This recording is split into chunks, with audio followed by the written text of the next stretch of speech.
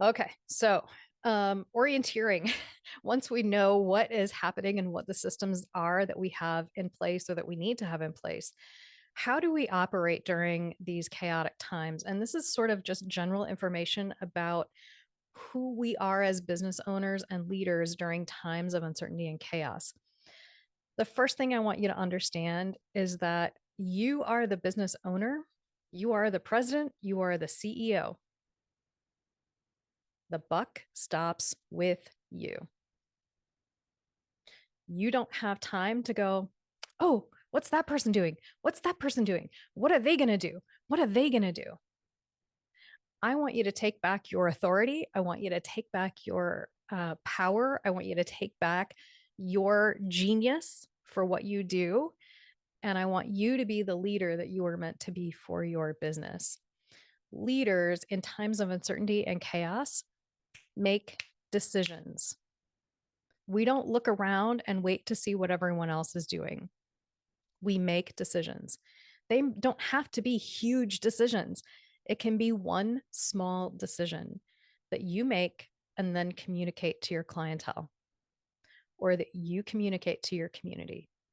And it doesn't have to be a huge decision, but you have to make decisions about how you are going to operate, whether that's a change in your rate, a change in your policy, a change in whatever it is that you're thinking about doing in order to shore up and solidify your business.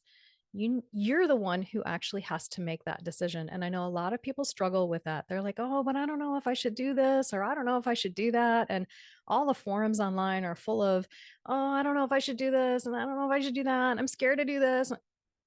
Stop. You're in charge. You need to make the decision, and you are capable of making great decisions, and you're capable of standing behind those great decisions. They don't need to be huge. They can be the next best decision for your business. And guess what? Even if that decision turns out to be an oops, that wasn't so great, it's going to be fine. You can always redirect and you can always come back and try something different. That's part of what we do as business owners. So I don't want you to feel like, oh, if I make the wrong decision, if I make the wrong call, all of a sudden gloom and doom is going to happen. Most of the time, that is not the situation. Okay. So when you're in these times of chaos and uncertainty, it does fall on you to be the person. We're going to pull up our big girl panties and we're going to pull up our big boy undies and we are going to make decisions and we are going to have authority and we're going to claim that power and we're going to ride with it because that's really what people are looking for from us as business owners and leaders. They need us to make those decisions during these times of crisis. Okay. This is not when you put surveys out. This is not when we become like democratic and, we get everybody's feedback and opinion. Okay. Times of chaos and crisis require strong leadership. And that's what we're calling you to do during this next however long, okay, that it takes for you to keep your business solid. When you're doing this, you have to get comfortable with over communicating everything that you're doing. So again, it's not just going to happen with one email, one text message, one social media post. You're going to make 30, 40, 70, 100. Okay. We're over communicating. Why? Because when we over communicate, we're doing a couple of things. We're continuing to share that message of authority that we know what we're doing. We're continuing to get that message out during crisis. And when there's crisis and chaos, guess what happens? Our bandwidth as people, as humans, gets so cluttered and so full, we miss a ton of things, even the important things. Okay. So even if you thought, oh, I'm going to stay on top of those emails that Brenda sends me about these workshops, guess what? You're going to miss a couple just because we are so overwhelmed. We are so inundated. So when you over communicate, you're just sort of, again, shoring up that idea that people are going to miss things and it's not their fault. We all miss things. So over communicate what you're doing and the decisions that you're making and the direction that you're going to go, whatever that it means for your business. Make sure you're out there talking about what you do and why. You can do that online. Storytelling is awesome. I know people who are great at this, and it's not done in a smarmy sales type of pitch way. They just talk about what they do and why they love what they do. And I've seen people do this just in public, in the grocery store, at the library. They just talk about what they do because, and I do that too, because I love what I do. So you need to think about, how can I tell my story? How can I talk about what I do and why I do what I do? It's also important during times of crisis to be the people who provide assistance, to be the people that respond and help others during these times. And this is exactly what Brenda and I are doing right now. You know, whatever state you live in, there's emergency roadside assistance, so GDOT in Georgia, if I didn't have AAA and I were on the side of the road with a flat tire, GDOT eventually would arrive and they would provide assistance, and I'm not going to pay for that. That's part of the deal. When you might wait a while, but GDOT is going to show up. And that's what we're doing right now for you all, is we are providing emergency assistance, like emergency roadside assistance.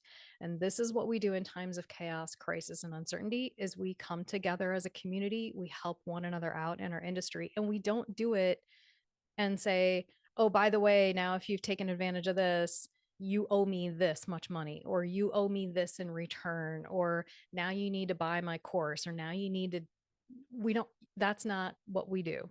Okay. And I want to give you an example of this real quick. When COVID lockdowns happened in 2020, I had already been teaching online for about a year. And there was someone else in the industry who had also been teaching online. And about 3 months before COVID hit and lockdowns hit, this person created an online course for online teaching.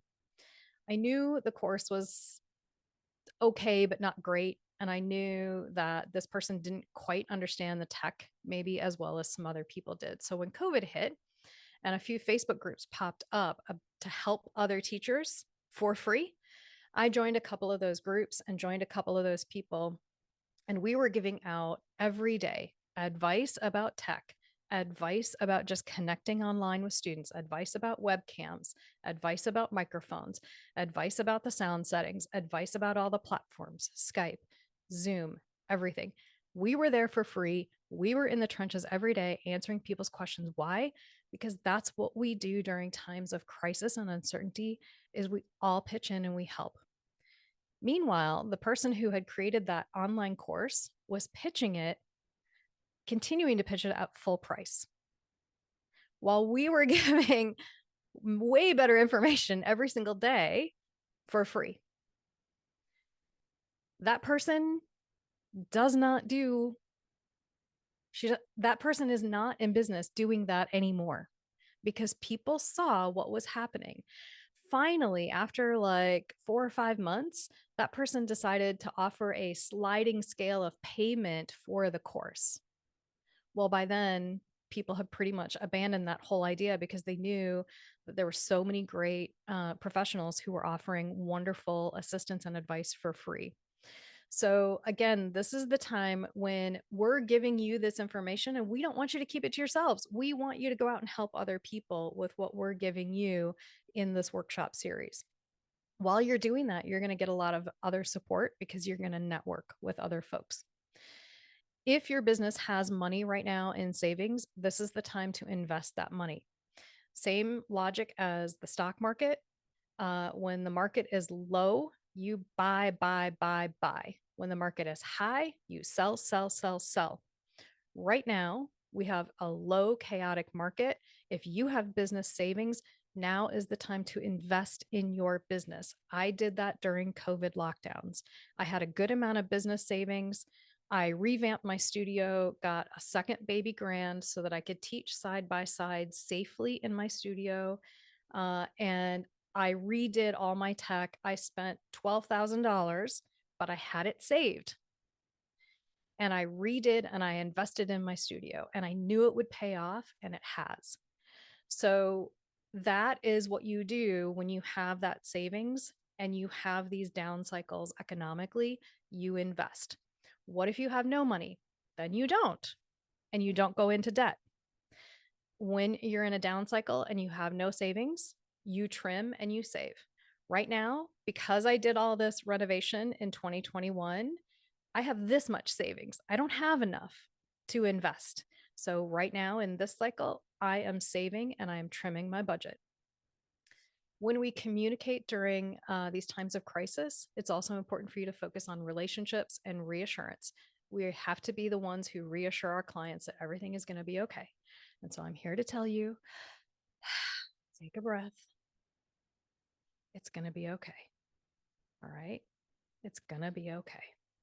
And the reason it's going to be okay is because you have everything within you that it takes to get through this time, and you have us. I like to say to all my coaching clients, once you're part of the family, you stay part of the family. Okay. So I have coaching clients that started with me 4 years ago, and every once in a while they'll send me a text and I'm like, awesome, let's keep it up. Let me know if you need anything. So, your first actionable thing that I want you to do today, okay, and if you can't do it today, you're going to do it tomorrow, is make a list of all of your marketable skills. Maybe you're a great cook. That's a marketable skill. Maybe you know how to organize. That's a marketable skill. One of my marketable skills is that I used to do radio and voiceover work. So I'm pursuing that work again as another potential income stream. So again, think about all the possible potential things that you could do that is a skill. And I want you to make a list because we're going to use that.